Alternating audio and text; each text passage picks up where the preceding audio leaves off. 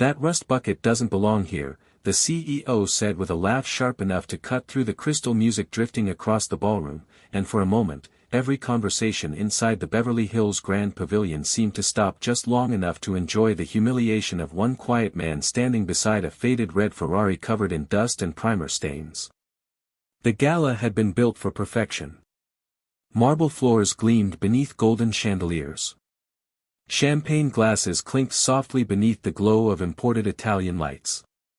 Millionaires and collectors moved from car to car in tailored tuxedos and silk gowns, speaking in the careful language of power, legacy, and money. And then there was Ethan Walker. Standing near the edge of the exhibition floor in worn boots and a charcoal jacket that looked older than half the guests in the room. Beside him stood his 10-year-old daughter, Lily, clutching his hand with both of hers as if she already understood the room wanted them gone. The Ferrari looked terrible under the lights. Its paint was cracked. Rust crawled along the wheel wells. One headlight sat slightly crooked. A few guests whispered openly as they passed. One man smirked into his bourbon and muttered, "That thing belongs in a scrapyard, not a gala." Ethan heard every word. He simply lowered himself slightly toward Lily and adjusted the collar of her little cream sweater so she wouldn't have to hear them too clearly. Across the room, Madeline Pierce descended the staircase like she owned the air itself. CEO of Pierce Velocity Holdings. 38 years old. Ruthless in business. Brilliant in public. Her silver gown shimmered beneath the lights as photographers followed her movement through the crowd. People straightened when she passed. Investors smiled harder. Men laughed quicker. She stopped the moment she noticed Ethan's Ferrari. Her eyes narrowed first in confusion, then amusement. "Who approved this car?" she asked loudly enough for nearby guests to hear. A nervous event coordinator stepped closer. "Ma'am, it's part of the late entry vintage showcase." Madeline tilted her head slowly. "Vintage," she repeated. "That car looks like it lost a fight with a junkyard." Laughter rippled through the room. Lily's grip tightened around Ethan's hand. Ethan remained calm. Quiet. Still. The kind of stillness that came from years of swallowing embarrassment without letting it poison your heart. Madeline walked closer, her heels clicking softly against marble. "You actually drove this here?" she asked. Ethan nodded once. "Yes, ma'am." Bold choice. Another wave of laughter. But Ethan didn't react. He only glanced down at Lily. "You okay, sweetheart?" Lily nodded quietly, though her cheeks had turned pink beneath the ballroom lights. Madeline crossed her arms. "You know this event is for serious collectors, right?" Ethan looked back at the Ferrari for a moment before answering. "My father collected memories more than trophies." The sentence landed strangely in the room. Not dramatic. Not defensive. Just honest. A few smiles faded.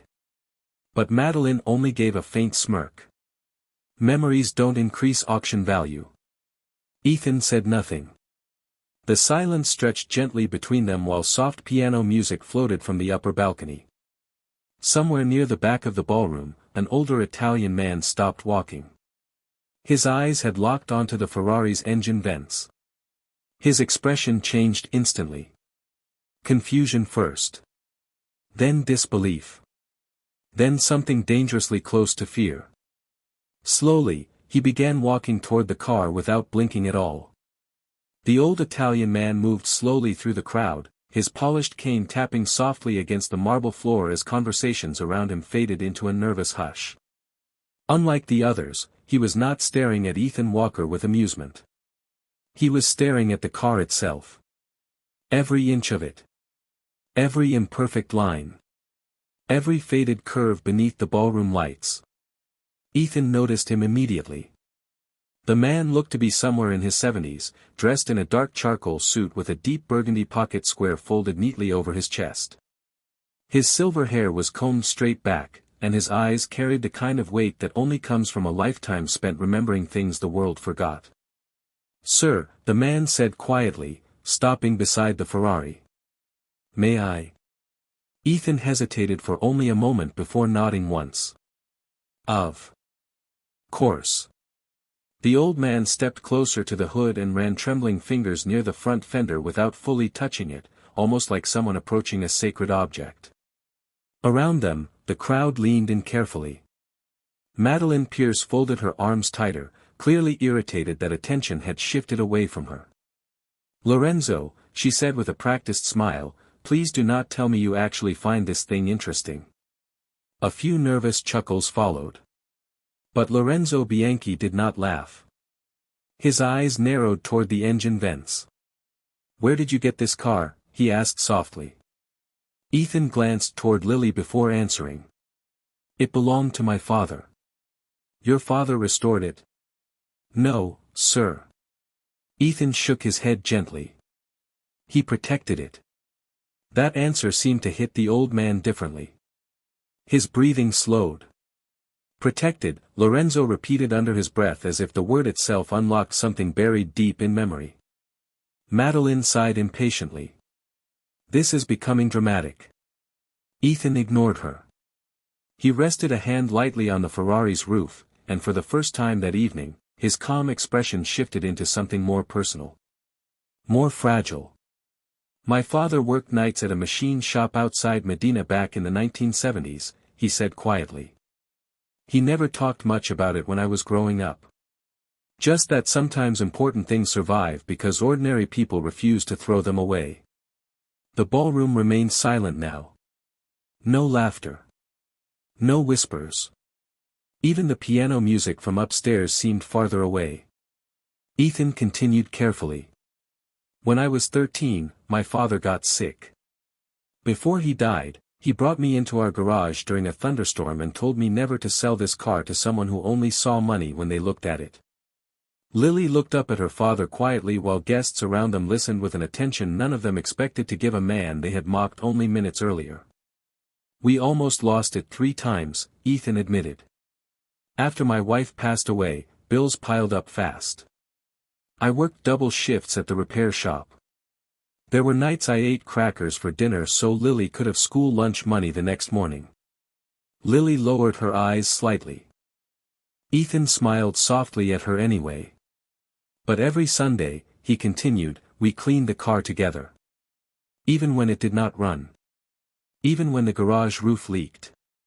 Because my father used to say some things carry more than metal inside them. Madeline shifted uncomfortably for the first time that night. The room no longer saw Ethan as a joke. They saw something harder to dismiss. Quiet dignity. Lorenzo slowly removed his glasses. His hands were trembling now. Open the hood, he whispered. Ethan stared at him for a second. Sir. Lorenzo stepped closer, his voice barely above a breath. Please. Open the hood. And suddenly, without understanding why, the entire ballroom felt nervous. Ethan Walker stood still for a long moment with one hand resting against the faded Ferrari while the ballroom waited around him in complete silence. Somewhere near the champagne tower, a glass clinked softly against another, but no one turned toward the sound. Every eye remained fixed on the old car and the trembling man asking to see beneath its hood. Lorenzo Bianchi removed his gloves carefully, almost reverently, as though preparing to touch something history itself had hidden away.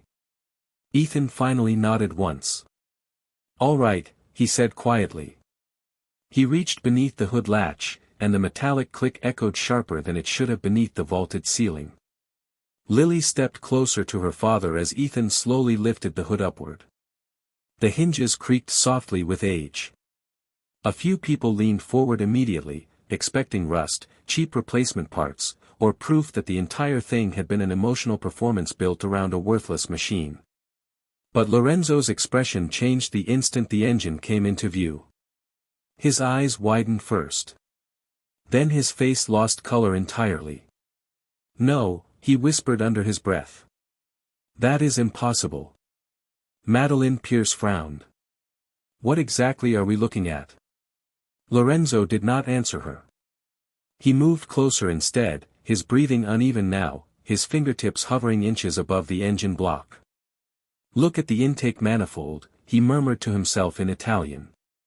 The casting shape, the weld lines. Ethan watched silently while the old man bent lower, studying every detail with growing disbelief. Guests began whispering nervously again, but this time the laughter was gone. It had been replaced by curiosity, respect, confusion. Madeline stepped beside Lorenzo, clearly irritated by the sudden tension she no longer controlled. "Lorenzo," she said more firmly, "you are acting as if this thing belongs in a museum." The old man slowly looked up at her. "Perhaps it does." The room fell still again. Madeline blinked once. "Excuse me." Lorenzo pointed toward the engine carefully. "This is not a production engine." Ethan's jaw tightened slightly. Lily looked between them without understanding. Lorenzo continued slowly, almost breathless now. In 1971, Ferrari experimented with a small number of prototype endurance engines designed for a private racing division. Most were dismantled before release. Only a handful were rumored to exist. Madeline crossed her arms. Rumored? Because none were ever officially documented. Lorenzo looked back toward the engine. Until now. Ethan lowered his eyes for a moment. "My father used to say some people spent their whole lives hiding beautiful things because they were afraid greedy hands would destroy them." Lorenzo nodded slowly without taking his eyes off the engine block. "Your father was a wise man." One of the collectors near the back laughed nervously. "Come on. If this thing was real, somebody would have found it decades ago." Lorenzo straightened carefully and looked toward the crowd with the calm authority of a man whose reputation no one questioned. "Do you know who I am?" The man immediately went quiet. Lorenzo folded his gloves into his palm. "I spent 32 years authenticating vehicles for collectors across Europe. I have inspected Ferraris worth more than private islands." He turned slowly back toward Ethan's car. "And I have never seen this engine configuration outside archival photographs." Madeline's confident posture weakened almost invisibly. Ethan noticed it. He also noticed something else. For the first time that evening, she was no longer looking at him with superiority. She was looking at him with uncertainty. Lorenzo suddenly leaned closer. Again, his eyes narrowing toward the lower edge of the engine casing beneath years of oil residue and dust. His entire body froze. "Dear God," he whispered. Ethan frowned slightly. "What is it?" Lorenzo slowly raised a shaking hand toward the metal surface. "There is something carved beneath the grime." Lorenzo Bianchi reached into the inside pocket of his suit and carefully removed a folded white handkerchief embroidered with dark red stitching along the edges. His hands trembled as he leaned closer beneath the open hood, and the crowd instinctively moved inward around him like witnesses gathering near a sacred confession. Ethan Walker said nothing. He simply stood beside Lily with one hand resting gently on her shoulder while the ballroom lights reflected across the worn metal of the old Ferrari. Lorenzo pressed the cloth softly against the lower edge of the engine casing and wiped away decades of grime in slow, deliberate motions. Oil stains smeared across the fabric. Dust drifted into the golden light overhead. The room held its breath. Madeline Pierce stepped closer despite herself, her heels clicking softly against the marble floor. "What are you seeing?" she asked quietly now, no longer sounding amused. Lorenzo did not answer immediately. His eyes had locked onto something hidden beneath the dirt. Something carved directly into the metal itself. He wiped once more. Then he stopped moving entirely. The silence that followed felt almost unreal. Guests exchanged uncertain glances. Somewhere near the balcony, a waiter froze mid-step holding a tray of champagne glasses. Lorenzo's lips parted slowly. "Madonna mia," he whispered. Ethan frowned slightly. "Sir." Lorenzo stepped backward as if the engine itself had suddenly become too important to stand near casually. His eyes glistened beneath the ballroom lights. Do you understand what this is? Ethan looked down toward the engine. Not fully. Lorenzo swallowed hard before speaking again. That is Enzo Ferrari's signature. The entire ballroom went silent. Not polite silence. Not wealthy social silence. The kind that arrives when human pride suddenly realizes it was standing in front of something greater all along. Madeline stared at the metal casing as if refusing to believe her own eyes. That cannot be real. Lorenzo looked directly at her. I spent half my life studying Ferrari prototypes. His voice carried softly, but every word landed heavily. Enzo occasionally signed experimental engines by hand before private testing runs. Almost none survived. Madeline shook her head slowly. No. There would be records. Ownership documents. Auction history. Lorenzo gave a faint smile filled with sadness more than arrogance.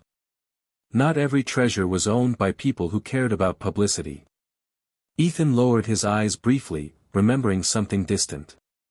My father used to cover the engine with blankets whenever strangers visited our garage. Lorenzo nodded immediately. Because he knew. Lily looked up at Ethan. Daddy. Grandpa knew it was special? Ethan smiled softly at her. I think Grandpa knew some things should be protected before they are admired. The words settled gently across the room. No one laughed now. No one whispered. Madeline looked toward Ethan differently for the first time all evening. Not as a poor mechanic standing where he did not belong.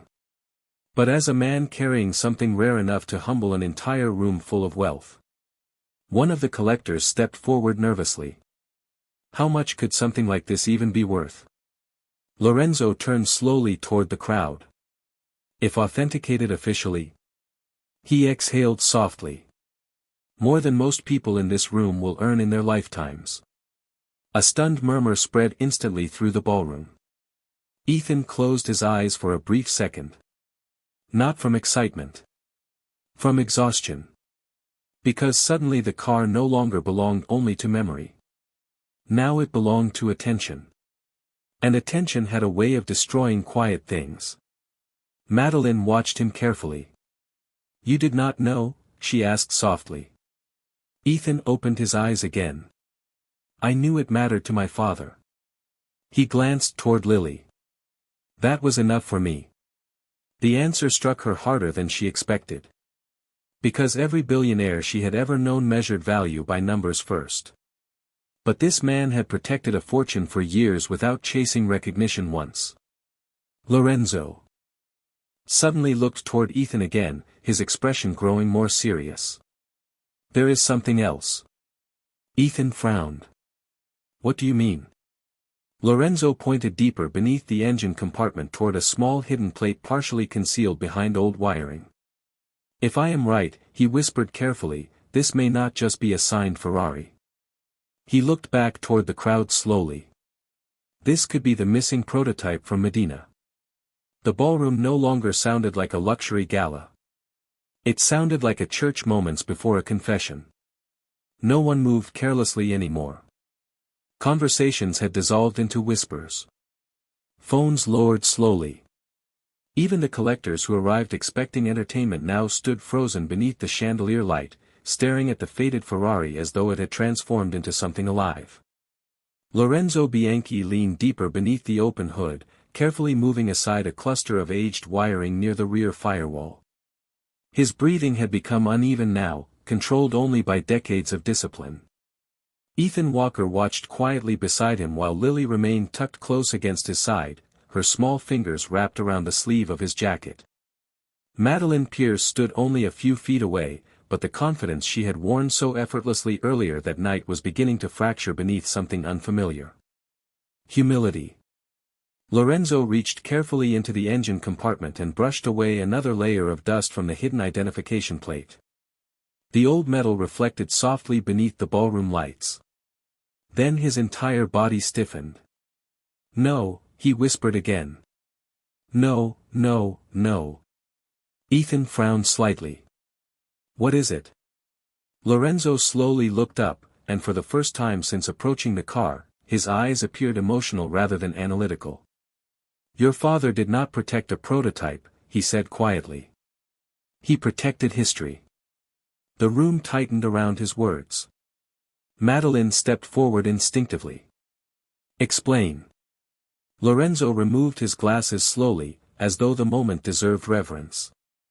In 1972, Ferrari engineers secretly developed an experimental endurance platform known internally as Progetto Aurelio. Several collectors immediately exchanged startled looks. One older man near the bar muttered under his breath, that project was cancelled. Lorenzo nodded without taking his eyes off the engine. Officially, yes. He pointed carefully toward the hidden plate. But this serial marking matches the rumored coding structure collectors spent decades searching for. Madeline stared at the plate. You are saying this car was never supposed to exist? Exactly. A stunned silence followed. Ethan looked down toward the engine again, almost as if seeing it properly for the first time himself. My father never told me any of this. Lorenzo smiled faintly. Because men from that generation did not speak about greatness. They carried it quietly. The words landed heavily inside Ethan's chest. Memories surfaced slowly. His father sitting alone beneath a dim garage light after midnight. Carefully polishing engine components nobody else understood. Covering the Ferrari every time strangers visited. Refusing enormous offers Ethan never fully understood as a teenager. Suddenly, it all made sense. Lily tugged softly on Ethan's sleeve. Daddy. Grandpa was protecting a secret. Ethan looked down at her, his eyes softening. I think Grandpa was protecting something he loved. Lorenzo nodded gently. And perhaps protecting the people who would have tried to take it. Madeline lowered her gaze for a moment. Those words struck closer to home than she wanted to admit. Because she knew people like that. Investors. Auction houses. Billionaires who purchased beauty only to lock it behind glass walls and private gates. She had spent years becoming one of them. One of the guests finally broke the silence. What is the car worth? Lorenzo exhaled slowly. If authenticated publicly.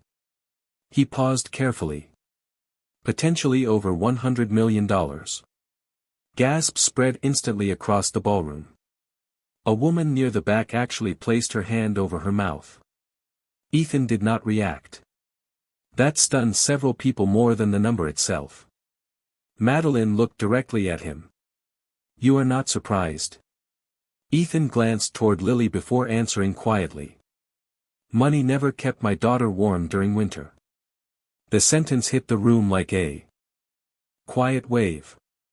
Lorenzo lowered his eyes respectfully. Madeline said nothing. She simply studied Ethan Walker with growing confusion because nothing about him matched the kind of men she understood. Most people would already be calling attorneys, brokers, media outlets. But Ethan looked exhausted more than excited. Protective more than ambitious. Then Lorenzo carefully reached beneath the dashboard area and froze once more. His face lost color completely. Dear God, he whispered. Ethan immediately noticed the change. What now? Lorenzo slowly pulled out a small folded document hidden deep behind the paneling.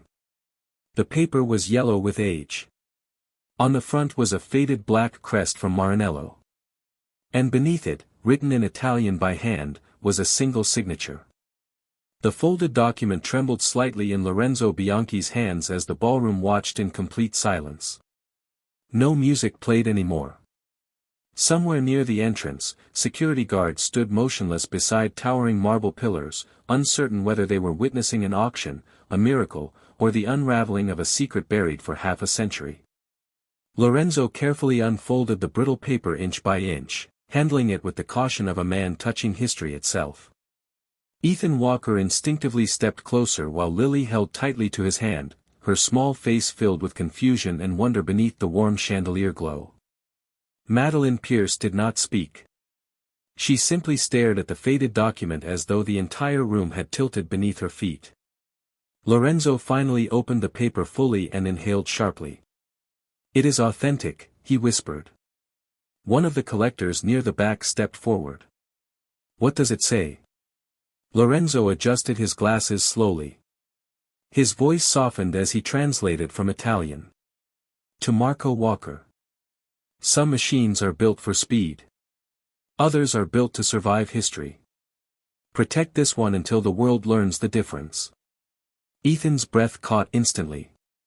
"Marco Walker," he repeated quietly. "My father." Lorenzo nodded once. "And below that," his voice nearly failed him now. "The signature." The room waited. Lorenzo lifted his eyes carefully. Enzo Ferrari. A woman near the champagne table sat down abruptly as if her knees no longer trusted her.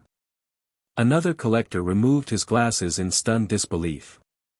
Madeline Pierce stared at Ethan without blinking at all. But Ethan himself looked almost lost. Not greedy. Not triumphant. Just overwhelmed by the sudden realization that his father had carried a burden far larger than he ever understood. Lily looked up softly. "Daddy. Grandpa knew Enzo Ferrari?" Ethan swallowed hard before answering. "I do not know, sweetheart." Lorenzo carefully folded the document again, though his hands still shook.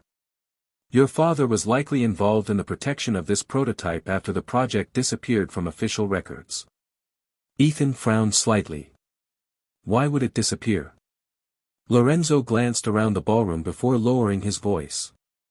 "Because the automotive world in the early 1970s was changing. Racing politics. Corporate pressure. Financial fear. Experimental programs vanished quietly." He looked back toward the Ferrari. "But someone chose to save this one instead of destroying it." Ethan closed his eyes briefly as old memories returned with painful clarity. His father locking the garage every night with almost military precision. Refusing visitors. Becoming tense whenever strangers asked questions about the car. Ethan used to think it was paranoia born from age and grief. Now he realized it had been responsibility. Madeline finally stepped closer. Her voice sounded different now. Softer. "Mr. Walker," Ethan opened his eyes and looked toward her calmly. She hesitated for perhaps the first time in years. "I owe you an apology." The room immediately noticed the shift. Earlier that evening, Madeline Pierce had spoken like a queen entertaining herself by humiliating a poor mechanic. But now her posture carried something unfamiliar. Respect. Ethan remained quiet. Madeline lowered her gaze briefly before continuing. "I judged you within seconds." She looked toward the Ferrari. "And I mocked something I did not understand." Ethan studied her silently for a moment while the ballroom waited. Then he gave the smallest nod. "Most people do." The simplicity of the answer struck her harder than anger would have. Because there was no bitterness in his voice. Only truth. Lorenzo carefully handed the document toward Ethan. "This belongs to your family." Ethan accepted it slowly, almost afraid the paper might disappear in his hands. Lily leaned against him quietly while guests around them watched with growing emotional unease. Wealthy men who spent decades chasing status suddenly found themselves humbled by a grieving mechanic who protected greatness without ever asking for recognition. Madeline looked toward Lily next. "You knew none of this?" Lily shook her head softly. "I just know Daddy never gave up on Grandpa's car." Madeline's eyes softened instantly. Ethan looked down at his daughter with quiet pride. "Some promises matter more than comfort." Lorenzo nodded gently. "Your father understood legacy." Ethan glanced once more at the Ferrari beneath the ballroom lights. The rust no longer looked ugly now. It looked sacred. Then suddenly, one of the investors near the back raised his voice nervously. "If the prototype is real, there are people who will do anything to buy it. The room fell uneasy again. Because everyone there understood one dangerous truth at the exact same moment. Ethan Walker's quiet life was about to change forever. The atmosphere inside the Beverly Hills Grand Pavilion had changed completely. Earlier that evening, guests had gathered with the relaxed confidence of people who believed wealth could explain the world. But now uncertainty moved quietly through the ballroom like cold air before a storm. Investors whispered behind champagne glasses. Collectors checked their phones nervously. Security guards had repositioned themselves near the Ferrari without being asked. And at the center of it all stood Ethan Walker, still wearing the same worn jacket, still holding his daughter's hand as though none of the luxury surrounding him had any power over who he was. Lorenzo Bianchi closed the hood carefully, almost reluctantly, as if protecting the car from the eyes now fixed upon it. "Mr. Walker," he said softly, "you cannot leave this vehicle unattended again." Ethan gave a faint tired smile. "It has been sitting in my garage for 20 years. Lorenzo shook his head immediately. "Not anymore." Madeline Pierce looked toward the growing crowd surrounding the Ferrari and understood exactly what Lorenzo meant. News traveled fast among wealthy people. Especially when history and money collided. "He is right," she said quietly. Ethan glanced at her. "You seem very different from 30 minutes ago." The honesty of the statement made a few people lower their eyes awkwardly. But Madeline did not become defensive. Instead, she nodded once. 30 minutes ago, I thought I was looking at failure." Her gaze drifted toward the Ferrari beneath the chandelier light. "Now I think I am looking at loyalty." Ethan did not answer immediately. Lily leaned softly against his side while guests nearby pretended not to listen. Finally, Ethan spoke. "My father worked until his hands cracked open every winter." His voice remained calm, but there was weight behind every word now. "He fixed machines nobody else wanted. People laughed at him sometimes too." Lorenzo lowered his eyes respectfully. Ethan continued quietly. "But every Sunday morning he would uncover this car, start the engine for exactly 5 minutes, then shut it down again." A faint smile touched his face. Like he was keeping something alive. Madeline listened without interrupting. Something about the way Ethan spoke unsettled her deeply because she realized he was describing a kind of wealth she had spent most of her life too busy to understand. Not financial wealth. Human wealth. Memory. Sacrifice. Devotion. One of the younger investors stepped forward suddenly. "I represent Blackstone Vintage Holdings," he announced quickly. "We are prepared to offer $15 million tonight." Several heads turned immediately. Another collector raised his voice. 20 million. 25. The numbers exploded through the ballroom almost instantly. Ethan looked stunned, but not tempted. Lorenzo watched carefully while Lily squeezed her father's hand tighter beneath the growing pressure around them. Madeline stepped forward sharply. "Enough."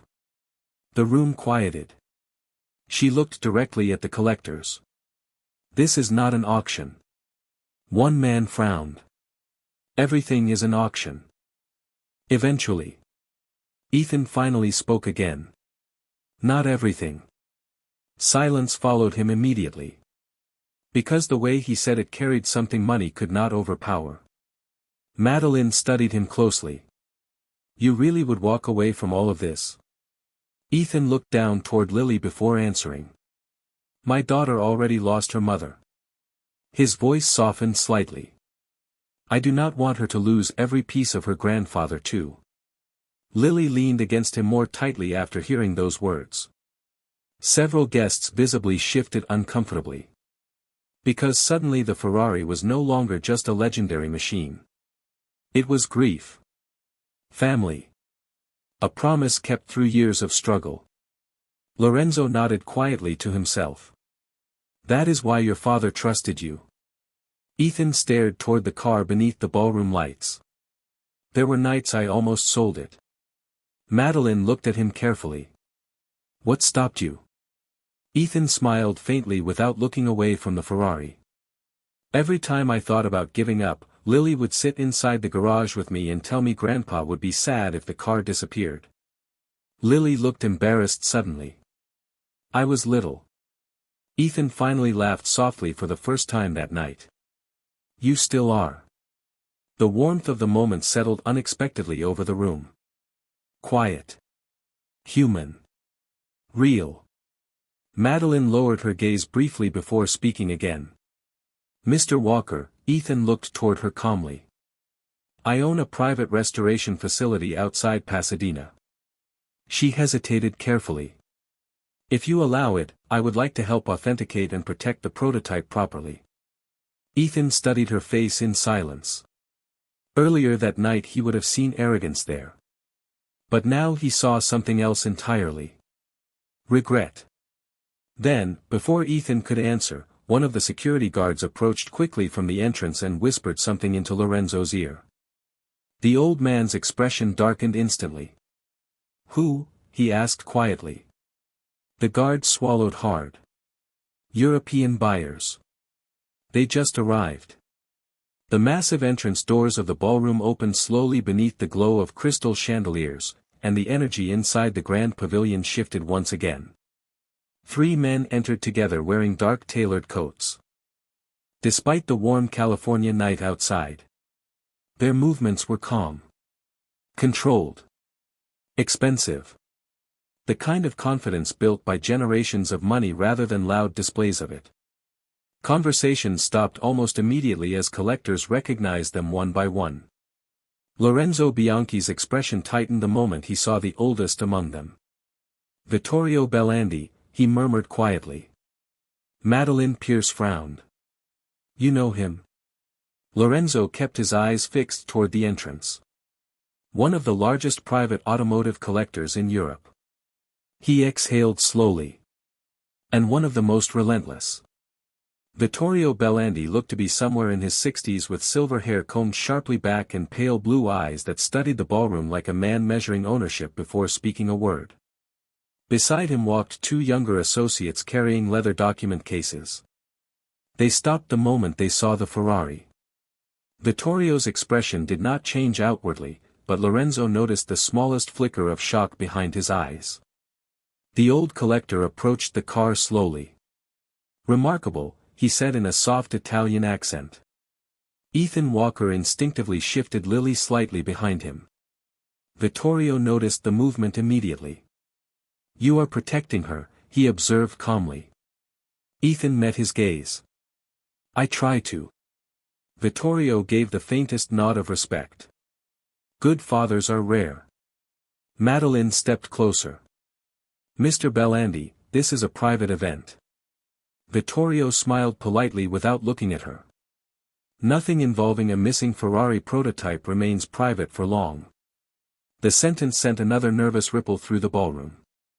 Lorenzo moved beside Ethan carefully. Be cautious, he whispered.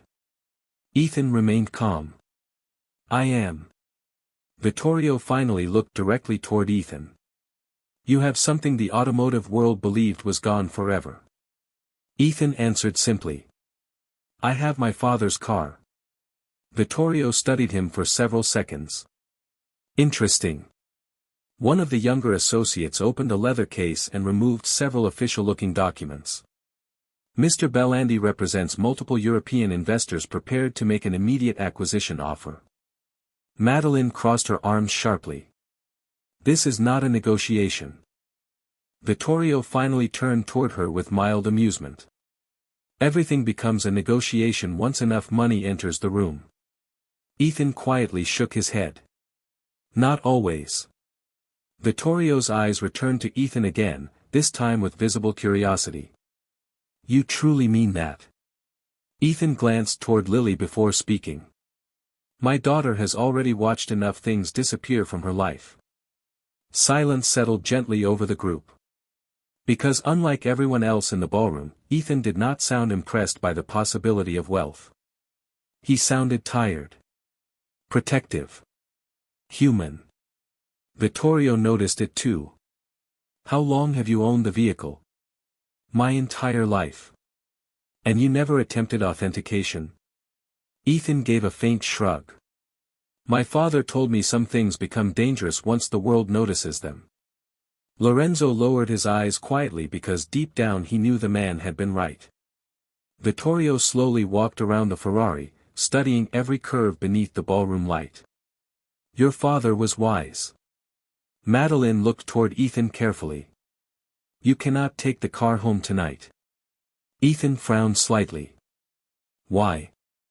Madeline lowered her voice. Because everyone in this room now understands what it is worth. Ethan looked around the ballroom slowly. Wealthy collectors. Investors.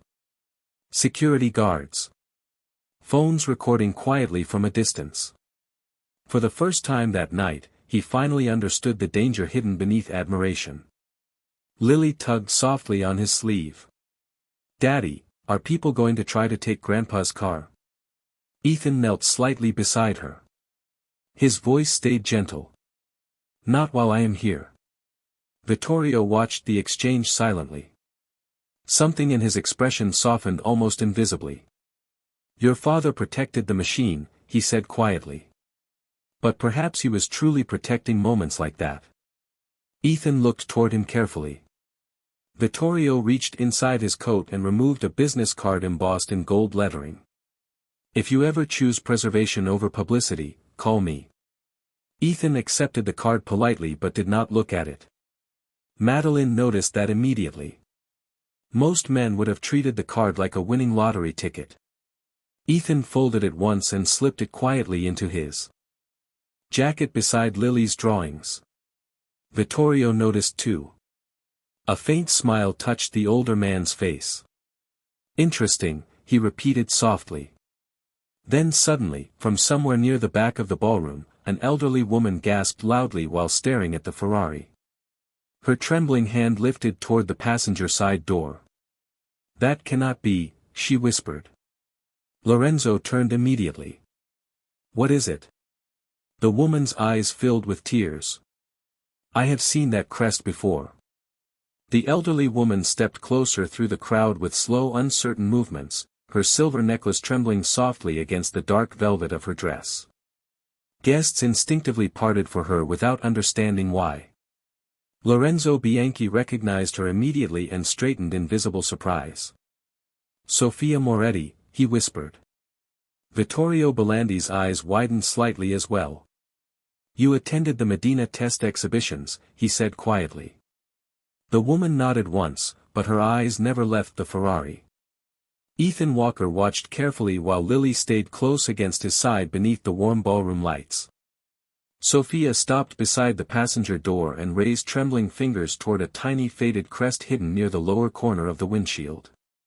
I was 22 years old, she said softly. Enzo invited a small private audience to view experimental endurance designs before the project disappeared. Her voice carried the fragile weight of memory. There was only one prototype painted with this hand-pressed crest. Lorenzo exhaled sharply. Then it truly is Aurelio. Sophia nodded slowly. Tears filled her eyes as she looked toward Ethan. Your father saved something the world abandoned. Silence settled across the ballroom once again. But now it was no longer the silence of shock. It was the silence of understanding. Ethan lowered his gaze briefly toward the Ferrari while old memories moved quietly through him like shadows beneath water. His father wiping grease from tired hands late at night. The smell of cold metal inside the garage during winter storms. The sound of rain striking the roof while an old man protected a machine nobody else believed mattered. Ethan swallowed hard. He never talked about himself. Much. Sophia smiled sadly. Men like your father rarely do. Madeline Pierce stood only a few feet away listening to every word. Earlier that evening she had laughed at the rust on the Ferrari. Now she found herself staring at it with something close to reverence. Not because of the money. Not even because of the history. But because of the man standing beside it. Ethan Walker had spent years carrying greatness without using it to make others feel small. That realization unsettled her more deeply than she expected. Vittorio Belandi slowly stepped forward again. "Mr. Walker." Ethan looked toward him calmly. Vittorio folded his hands behind his back. "There are museums in Europe that would build entire wings around this vehicle." Ethan gave a faint tired smile. "My father kept it in a leaking garage beside lawnmowers and old toolboxes." Several people laughed softly under their breath, but not mockingly anymore. Respectfully. Vittorio nodded. "Perhaps that is why it survived with its soul intact." Lily looked up toward Ethan quietly. "Daddy, what happens now?" Ethan looked down at her for a long moment before answering. The ballroom waited with him. "Now." He smiled gently. "Now we go home." The simplicity of the answer stunned the room more than the prototype itself. No dramatic bidding war. No press conference. No celebration. Just a father choosing peace over spectacle. Madeline stepped forward carefully. "Mr. Walker," Ethan looked toward her. She hesitated, then removed the diamond event pin from her gown and handed it to the coordinator nearby. "Cancel my remaining meetings tonight." Gasps spread quietly among several investors. Madeline ignored them completely. Her eyes remained on Ethan. "If you ever decide to restore the car properly, my facility is yours. No contracts. No cameras. No ownership claims." Ethan studied her face silently. For the first time all evening, there was no arrogance left there. Only sincerity. He nodded once. "Thank you." The word seemed to affect her more than she expected. Lorenzo carefully closed the hood of the Ferrari while guests stood silently around them. No one laughed anymore. No one whispered about rusty metal or old clothes. Because somehow the poorest man in the ballroom had become the one person nobody could look down on. Ethan opened the passenger door gently for Lily, and she climbed inside smiling softly beneath the chandelier glow. Before closing the door, she looked toward Madeline. "Daddy says people should not be judged by what they drive." Madeline's eyes lowered instantly. "Your daddy is wiser than most CEOs." Ethan quietly started the engine. The deep mechanical growl echoed through the ballroom like history breathing awake one final time. Guests stepped aside silently as the old Ferrari rolled slowly toward the grand exit beneath golden lights and marble columns. And as Ethan Walker drove his daughter into the cool California night, the room behind them remained completely still. Because sometimes the strongest thing a man can do is carry greatness quietly without ever needing the world to notice.